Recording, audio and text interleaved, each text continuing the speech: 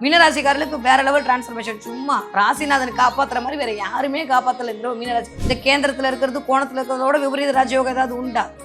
இதுக்கே எனக்கு அதாச்சு இதாச்சு நீங்கன்னா போய் கும்பராசிக்காரே மகர ராசிக்காரெல்லாம் கேட்டு பாருங்க. இருக்கிற 12 ராசியில சூப்பரா இருக்க போற ராசி மீனராசி. 7.5 உங்களுக்கு அப்படின்ற மாதிரி தான் இருக்கு. மற்றவங்களுக்குலாம் அந்த அளவுக்கு நல்லவே எல்லாம் கூடி வரக்கூடிய காலகட்டமா இருக்கு. நிறைய டிரான்ஸ்ஃபர்மேஷன், தொழிலையும் சரி, பணத்திலையும் சரி, பிசிக்கலாவும் சரி, மனத்திலையும் சரி, நல்ல டிரான்ஸ்ஃபர்மேஷன் கிடைக்க போகுது. செவ்வாய் வேற லெவல் உங்களுக்கு டிரான்ஸ்ஃபர்மேஷன் பண்ண போறாரு இந்த தடவை. நிறைய மண்மனை வாகன சொத்து சேர்க்கையெல்லாம் உண்டு, நகை சேர்க்கை உண்டு. உலகெங்கும் உள்ள ரெட்ரோ ஆன்மீகம் நேயர்களுக்கு வணக்கம். நான் உங்க வித்யா கார்த்திக். தொடர்ந்து ஒவ்வொரு மாதம் எனக்கு எப்படிலாம் இருக்குன்ற மாதிரி நிறைய ராசி பலன்கள் பார்த்துக்கிட்டே வரோம். நீங்களும் நிறைய ஆதரவு கொடுத்துட்டே வரீங்க. அதை தொடர்ந்து இந்த வருடம் 2026வது வருடம் பிறக்கவிருக்கக்கூடிய பராபவ வருட தமிழ் புத்தாண்டு ஒவ்வொரு ராசிக்காரர்களுக்கும் எப்படியெல்லாம் இருக்க போகுது, என்னவெல்லாம் பண்ண போகுது, மாச பலனை தாண்டி இந்த வருஷ பலன் ரொம்ப இம்பார்ட்டண்ட்டா, அதுவும் தமிழ் புத்தாண்டு ரொம்ப முக்கியமா அப்படின்னு பார்த்தா 100 விழுக்காடு என்னை பொறுத்த வரைக்கும் ஆமா. நான் ஏற்கனவே சொன்ன மாதிரி ஆங்கில புத்தாண்டு அப்படின்றதெல்லாம் சும்மா. தமிழ் புத்தாண்டு தான் அக்யூரேட்டா என்ன நடக்க போகுது, உலகம் எப்படி இருக்க போகுது, நமக்கு என்ன மாதிரியான வாழ்வியல் இருக்க போகுது. ஏன்னா சூரியனுடைய பெயர்ச்சியை வைத்து தான் நம்ம மாத பலன்கள் கணித்துட்டே வரோம் இல்லையா? அப்ப சூரியனுடைய நகர்வு இந்த 12 மாதங்களுக்கும் 12 இடங்களுக்கு போயிட்டு வர்றது தான் ஒரு புத்தாண்டு முடியக்கூடிய கால அளவு.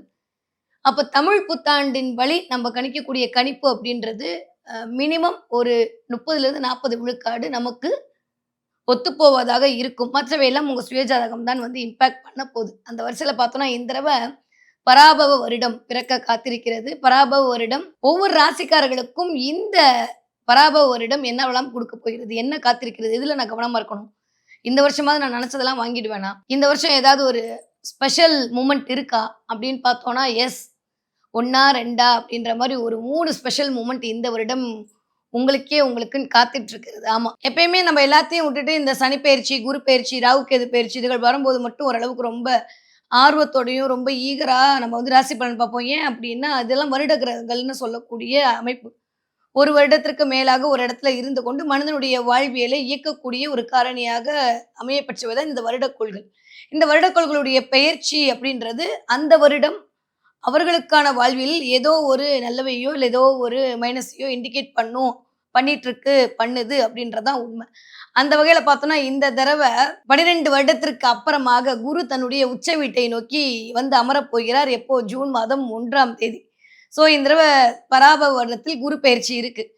அதை தாண்டி டிசம்பர் மாதம் 5ஆம் தேதி ராகு கேதுக்கள் தன்னுடைய இடங்கள்ல இருந்து இறங்கி வரப்போறாங்க. 11ஆம் வீட்டில் இருக்கக்கூடிய ராகு காலபுருஷனுக்கு 11ஆம் வீட்டில் இருக்கக்கூடிய ராகு அப்படியே இறங்கி மகரத்தை நோக்கியும், சிம்மத்தில் இருக்கக்கூடிய கேது அப்படியே மேலே ஏறி கடகத்தை நோக்கியும் தன்னுடைய இருப்பை நிறுத்தி கொள்ள போகிறார்கள்.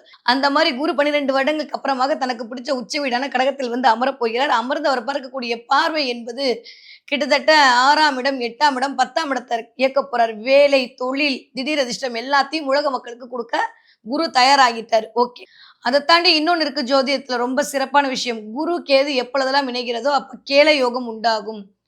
What is the meaning of கேல யோகம்னா கோடீஸ்வர யோகம் வரும். அப்ப குரு இருக்கக்கூடிய 4ஆம் இடத்துல கடகத்தை நோக்கி கேது தன்னுடைய இருப்பை செலுத்த போறாரு. எப்போ? டிசம்பர் மாசம்.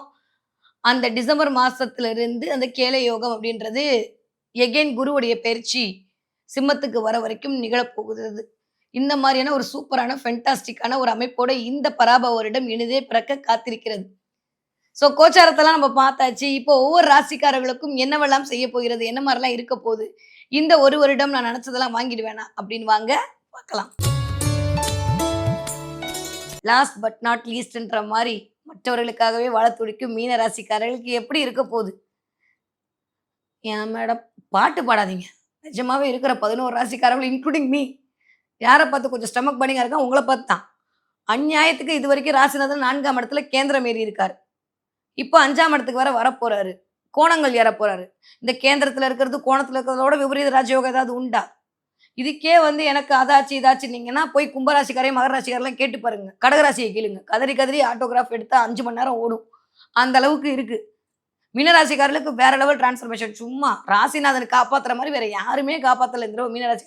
சனியே பாவம் கையை கட்டிட்டு என்னடா எனக்கு வந்த சோதனை, 30 வருஷத்துக்கு ஒரு தடவை நான் அக்கௌண்ட்ஸ் ஆக்டிங் முடிச்சு இந்த இடத்துல உட்காந்து இவங்க ஏதாவது பண்ணலான்னு பார்த்தா இந்த குரு பயபலவர நேரம் என்னையே பார்க்கறானேன்ற மாதிரி சனியே டென்ஷனாகி உட்காந்துருக்காரு. நீங்க ஜென்ம சனின்னு ஏற்கனவே விரயச்சனில யாருக்குமே வராம ப்ரமோஷன் இன்கிரிமெண்ட் மீனத்துக்கு தான் வந்துச்சு. உங்க மனசுக்கு தெரியும். எனக்கு தெரியும். ஏமாத்த முடியாது. நெறைய மீன ராசிக்காரங்களுக்கு ப்ரமோஷன் கிடைச்சுச்சு, இன்கிரிமெண்ட் கிடைச்சுச்சு. என்ன கொஞ்சம் தலைக்கு மேல ஜென்மத்தில வரும்போது அவரும் பாவம். அவருக்கான இத காட்டணும்ல. ஈஸ்வர பட்டம்லாம் வாங்கியிருக்காருல்ல. அப்புறம் அதுக்கான ஒரு வேல்யூ வந்து சனி கிரியேட் பண்ண வேணாமா? ஒரு 3 மாசம். ஏப்ரல், மே, ஜூன். ஜூன் கூட இல்ல. 1 1/4 மாசம் அவ்வளோதான். அதுக்கப்புறம் வந்துட்டு ஏன் என் பிள்ளைய ஏதாவது சொல்லுவியா? சொல்லுவியான்ற மாரி சனிய வந்து இது பண்றதுக்கு ரெடியா இருக்காரு. 10க்கு எகைன் திரும்ப இவரு அதிச்சாரம் வரும்போது சனி திரும்ப வக்ரம் ஆவாரு. அப்ப திரும்ப எகைன் சனி பார்வை. வேற என்ன வேணும் மீனராசிக்காரர்களுக்கு? இருக்கிற 12 ராசியில சூப்பரா இருக்க போற ராசி மீனராசி. 7 1/2 உங்களுக்கு அப்படின்ற மாரி தான் இருக்கு மத்தவங்களுக்குலாம். அந்த அளவுக்கு நல்லவை எல்லாம் கூடி வரக்கூடிய காலகட்டமா இருக்கு. நெறைய டிரான்ஸ்ஃபர்மேஷன். தொழில்லயும் சரி, பணத்திலயும் சரி, பிசிக்கலாவும் சரி, மனத்திலயும் சரி நல்ல டிரான்ஸ்ஃபர்மேஷன் கிடைக்க போகுது. டிபெண்ட்ஸ் அப்பான் உங்களுடைய ஜாதகத்தில பிளானட் எங்க இருக்குன்றத பொறுத்து சில பேருக்கு ஆன்மீக ரீதியாக, சில பேருக்கு அலைச்சல் ரீதியாக, சில பேருக்கு அலுவல் ரீதியாக, சில பேருக்கு வசதிகள் ரீதியாக மாறப்போகுது. எழுதி வச்சுக்கோங்க. 5ஆம் இடத்துல வந்து குரு உட்காரும்போது கோணத்தில பரம்பரை சொத்து, பூர்வீக சொத்து கையில வந்து சேரும். நீங்க வர வப்பீங்க. உங்கள் முயற்சி எடுத்து அது நடக்கும். அப்பா, அம்மா சொத்து கிடைக்கும். பூர்வீகம் தான் 5ஆம் இடம். அதுக்கான வாய்ப்புகள் கிடைக்கும். குலதெய்வ கோயிலுக்கு போயிட்டு வரதுக்கான வாய்ப்புகள் கிடைக்கும். குலதெய்வம் கோயிலுக்கே போ முடியலன்னு தவிக்கக்கூடிய மீனராசிக்காரர்களுக்கு அதற்கான வாய்ப்புகள் கடாட்சம் கிடைக்கும். மே மாசமே என்ட்ரிய போட்டு வந்துருவீங்க. வா வான்னு கூப்பிடுறான். 5ஆம் இடமே இறையருள் தான். குலதெய்வம் தான். வாக்கியப்படி குரு 5ஆம் வந்தோனே முதல்ல குலதெய்வ கோயில்ல போய் சரணாகதி அடைஞ்சிருவீங்க. குலதெய்வமே தெரியாம இருக்கக்கூடிய மீனராசிக்காரர்களுக்கு குலதெய்வம் தெரியும். நெறைய கடல் கடந்து போவீங்க. கடலோட பயணிப்பீங்க. குடும்பத்தோடு போயிட்டு வரதுக்கான வாய்ப்பு, பெயர், புகழ், அந்தஸ்து, கௌரவம், கீர்த்தி எல்லாம் கிடைக்கும். குழந்தை பிறப்பு கிடைக்கும். குழந்தையே பிறக்க மாட்டேன்னு சொல்லக்கூடிய மீனராசிக்காரர்களுக்கு குழந்தை கிடைக்கும். குரு முதல்ல குழந்தை தான் குடுப்பாரு. அதுக்கப்புறம் தான் தெய்வ அனுகூலம். 10க்கு ஆல்மோஸ்ட் 2ஆம் வீட்டு அதிபதி வேற ஆரம்பிக்கும்போதே உங்களோட தான் உட்கார்ந்திருக்காரு. செவ்வாய் வேற லெவல்ல உங்களுக்கு டிரான்ஸ்ஃபர்மேஷன் பண்ண போறாரு இந்த தடவ. நெறைய மண்மனை, வாகன, சொத்து சேர்க்கைலாம் உண்டு. நகை சேர்க்கை உண்டு. ஸோ அதனால வேற லெவல் டிரான்ஸ்ஃபர்மேஷன் இந்த தடவ காத்துட்டு இருக்கு. இதுவரைக்கும் இல்லாத அளவுக்கு குழந்தையே பிறக்கலன்னு சொல்ற மீனராசிக்காரர்களுக்கு குழந்தை பிறக்கும். திருமணம் நடக்குங்க. 7 சனில நடக்குமா? எஸ் நடக்கும். நெறைய பேருக்கு 7 சனில தான் நடக்குது. நான் 7 சனில ஜெயிக்காதவங்க எப்பயுமே ஜெயிக்க முடியாது நான் சொல்லிட்டே இருக்கேன். என்ன கொஞ்சம் லேசினஸ் அதிகமா இருக்கும். சனி வேற 7ஆம் பார்வைய பார்த்தா நம்ம ஒண்ணு பேசினா வூட்ல இருக்கிறது ஒண்ணு பேசும். அது எப்பயுமே அப்படிதான் மேடம்னா வெரி குட் பழகிடுச்சு. அதனால இந்த தடவையும் எக்ஸ்ட்ரா பழகிக்கங்க. கொஞ்சம் வாய மூடிட்டு இருக்கிறது பெட்டர். ஏன்னா 2ஆம் இடத்துல 3ஆம் இடத்துக்கு குரு இது சனி பார்வை இருக்கு. முயற்சிகள் கொஞ்சம் டிலேவாகும். கொஞ்சம் அலைச்சல் மூலமாக அனுகூலம் கிடைக்கும். லேசினஸ் எட்டி பார்க்காம பார்த்துக்கங்க. அப்புறம் பண்ணிக்கலாம், அப்புறம் பண்ணிக்கலான்றது மட்டும் வேணாம். அத மட்டும் கொஞ்சம் பார்த்துட்டு பண்ணீங்கன்னா ஓகே. நெறைய யோகா பண்ண வேண்டிய நேரமா இருக்கு. மென்டலி கொஞ்சம் டிப்ரஷனுக்குள்ள போயிட்டு வர மாரி இருக்கு. அத மட்டும் கொஞ்சம் அவாய்ட் பண்ணிக்கோங்க. அதுவும் குரு பார்க்கும்போது இன்னுமே சூப்பரா இருக்கும். நெறைய பேருக்கு ஆன்மீக ஞானம், அனுபவங்கள் கிடைக்கும். ஏதாவது ஒரு ஹீலிங் எனர்ஜிய உணர்வீங்க. சர்ப்பங்களுடைய தோற்றம் கண்ல படும். 12ஆம் இடத்துல கூடிய ராகு. திரும்ப எகைன் 11க்கு போவாரு. லாபத்த குடுக்கும்போது நெறைய சர்ப்பங்களுடைய வழிபாடுகள் தெரியும். சர்ப்பங்கள வழிபடுறது, சர்ப்ப சிலைய வீட்ல வைக்கிறது, சர்ப்ப சிலை வாங்கி தரதுன்ற மாரி ஏதோ ஒண்ணு பாம்புகளோடு கனெக்ட் ஆகும். யாருக்கு? மீனராசிக்காரர்களுக்கு. அது உங்களுக்கு நல்லதை கொண்டு வந்து சேரும். ஏன்னா, பாம்புலயே வந்து நெறைய வகைகள் இருக்கு. 12 இடத்துக்கும் 12 பாம்பு இருக்கு. எல்லா ராகுவும் நெகட்டிவ் பண்ண மாட்டாங்க இந்த தடவ. 11ஆம் இடத்துல அடுத்து ராகு வரும்போது வேற என்ன வேணும்? சூப்பரான டிரான்ஸ்ஃபர்மேஷன். அதுவும் மகர வீடு வேற. உங்களுக்கு அது வேற லெவல்ல இயங்கும். லாபத்தை தரக்கூடிய இடத்துல வந்து ராகு அமருவார். லாபம் கிடைக்கும். வெளியூர், வெளிமாநிலம் போலான்னு நெனச்சீங்கன்னா, கொஞ்சம் வெயிட் பண்ணுங்க. செப்டம்பருக்கு மேல தான் பாசிபிள் இருக்கு. இப்போதைக்கு கம்மி தான்.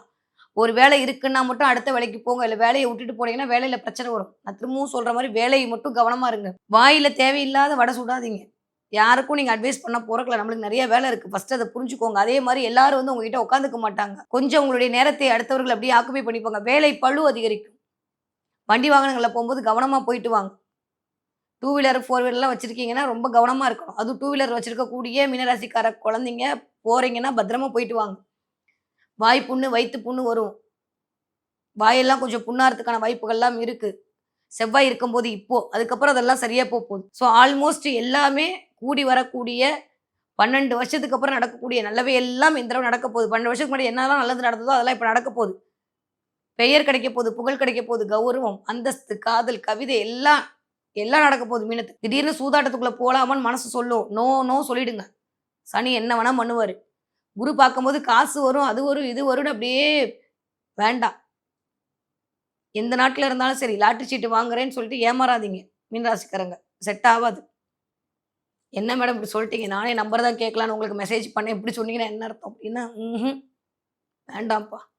சனி ஏதாவது ஒரு பிரச்சனைய குடுப்பாரு.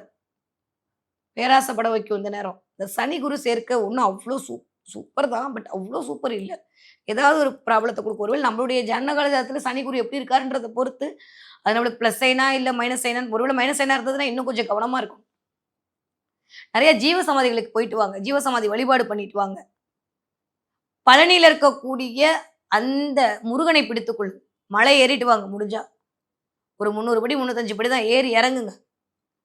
படி ஏறி போனீங்கன்னா, உங்கள மேல தூக்கி விட்டுருவான் முருகன். நெறைய பக்கத்துல கூடிய முருகன் கோயிலுக்கு ஏதாவது பண்ணுங்க. செருப்பு தைக்கக்கூடிய அந்த ஆட்களுக்கு உணவு வாங்கி குடுங்க. கஞ்சத்தனப்படாம ஒரு மீல்ஸ ஃபுல்லா வாங்கி குடுங்க. அவ்வளோ சீக்கிரம் வாங்க மாட்டாங்க. வாங்கிட்டாங்கன்னா கருமா கழியுதுன்னு அர்த்தம். இந்த தடவ காலபுருஷனுடைய 12ஆம் இடத்துல சனி உட்கார்ந்து ஜென்மத்துல பண்றாரு. நீங்கலாம் சொல்றீங்க. ஆனா நான் படுறது எனக்கு தான் தெரியும். மனசார ஏதாவது உங்களுடைய சுய ஜாதகம் சரியில்லாம அனுபவிக்கக்கூடிய மீனராசிக்காரர்களாக இருந்தீர்கள்னா, செருப்பு தைக்கக்கூடிய செருப்பு தொழிலாளிகளுக்கு உங்களால் ஆன உதவியை செய்யுங்க. ரோட்ல இருக்கவங்களுக்கு ஹெல்ப் பண்ணுங்க. கருப்பு கலர் கம்பளி வாங்கி ரோடோரமா படுத்திருக்கவங்களுக்கு குடுங்க. முதியோர் இல்லங்களுக்கு உங்களுக்கான முடிஞ்ச போர்வை தானம் குடுங்க. உடம்பு போத்திக்கக்கூடிய போர்வை தானம் குடுங்க. செம்மையா வேலை செய்யும். பொருளாதார ரீதியா ஒரு தடை வெளியில போகும். சனி ஏதாவது தெரிஞ்சு தெரியாமல உங்கள பண்ணா கூட, ஐயோ! இவ்ளோ நல்ல பையன போய் எதனா பண்றது? குரு வேற பார்க்குறான். போனா போதும் மன்னிச்சு விட்டுருவோம்னு மன்னிச்சு விட்டுருவாரு சனி. அப்புறம் 30 வருஷம் ஜாலி தான். அதனால இதெல்லாம் பண்ணீங்கனாலே மீனராசிக்காரர்களுக்கு இந்த 7 சனியிலிருந்து மீண்டு வருவதற்கான வாய்ப்பெல்லாம் இந்த பராபவ வருடம் வழங்க தயாராக இருக்கிறது. பழனிமலை முருகன் வழிபாடும், காவல் தெய்வங்களுடைய வழிபாடும் மீனராசிக்காரர்களுக்கு மிகச்சரியான ராஜயோகத்தை தரக்கூடிய வழிபாடாக இனிதே மலர காத்திருக்கிறது.